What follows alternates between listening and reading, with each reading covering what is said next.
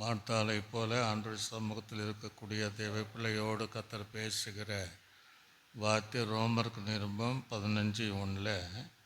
அன்றியும் பலமுள்ளவளாகிய நாம் நமக்கே பிரியமாய் நடவாமல் என்று வேதம் சொல்லுகிறது.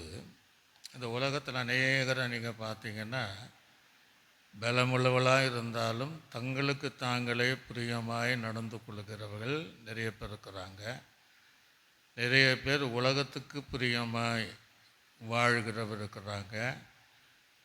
சிலர் மனிதனுக்கு பிரியமாக வாழ்களும் இருக்கிறார்கள். பிலாத்து யூதருக்கு பிரியமாக இருந்தபடியால் இயேசு கிறிஸ்துவை சிலுவையில் அறியும்படியாக ஒப்பு கொடுத்தான். ஆகவே நாம் நம்மை நாமளே நாம் பிரியமாயிராமல் தேவனுக்கு பிரியமாய் இருப்பது எப்படி என்று கற்றுக்கொள்ள வேண்டும். கடைசி நாட்களிலே ஜனங்கள் தற்பிரியராய் இருப்பார்களாம், பணப்பிரியராய் இருப்பார்கள் என்று வேதம் சொல்லுகிறது.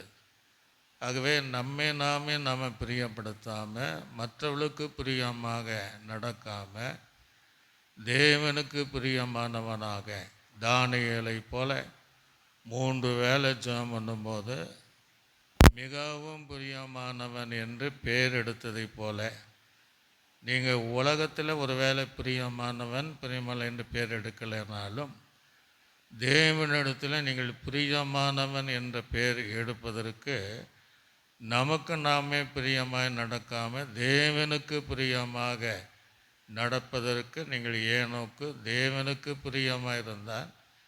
அவன் தேவனோடு நடந்தான், காணப்படாமல் எடுத்துக்கொள்ளப்பட்டதை போல நாம் தேவனுக்கு பிரியமாய் நடக்க ஒப்புக்கொடுக்கும். நல்ல ஆண்டவரே, இந்த மாலை நேரத்திலும் தேவனுக்கு பிரியமாய் நடக்க ஒப்பு கொடுக்கிற தேவ பிள்ளைகள் மேலே இப்படி விசேஷித்த கரம் அவள் மேலே அமர்வதாக என்று ஜெபிக்கிறோம். இயேசுவின் நாமத்தில் ஜெபிக்கிறோம் நல்ல பிதாவே, ஆமென்.